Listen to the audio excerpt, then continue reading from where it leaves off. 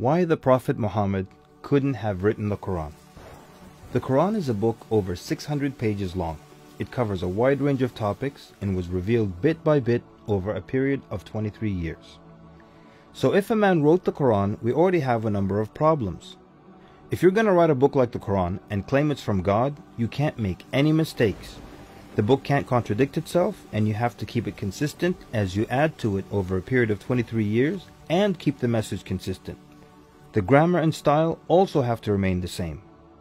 If the Quran is not from God, Muhammad would have to write it himself.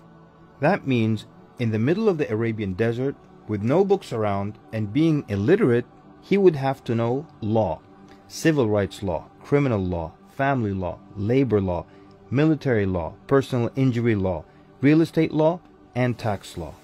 He would have to know history. With little to no Christian presence in Mecca, he would have to know the stories and events in the lives of the prophets before him, the history of past nations, Judeo-Christian religious rulings, and he would have to know it well enough to somehow offer additional information and details not found in those books. He would have to know how to develop a nation, how to start a government, know about worship and purification, invent dietary laws, know psychology, about raising children, arbitration, distribution of wealth, finance, and business. In the area of science, he would have to know embryology, oceanography, about plate tectonics, cloud formation, UV rays, know about plants, mountains, bees, the human brain, the Big Bang, and the expansion of the universe. And in order to make the book complete, he would have to have knowledge of the future so he can write things that will happen in the years to come. He would have to be a time traveler in order to insert his name and mention in the Bible. If he's claiming that the book he wrote is from God, it must not have a single solution that doesn't work. He must also keep his emotions and personal life out of the book. The book should not reflect happy times nor sad times in his life.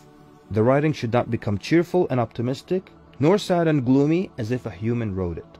But when you read the Quran cover to cover, you can't sense when his wife died, when his daughters got married, when his grandchildren were born, when he was victorious, and when he was defeated.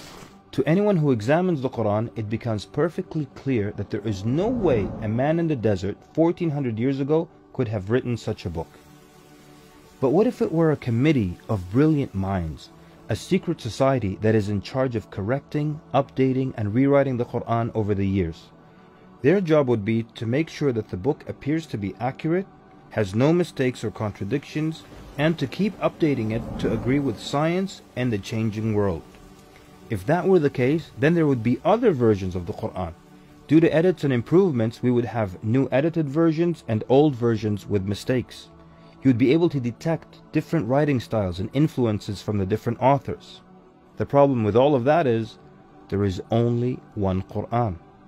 So one man didn't write it, and a committee didn't edit it, so where did it come from?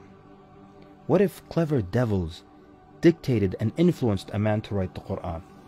The question then would be, what kind of devil calls to good behavior, worshipping God, honoring Jesus, giving to the poor, and warns of the devil?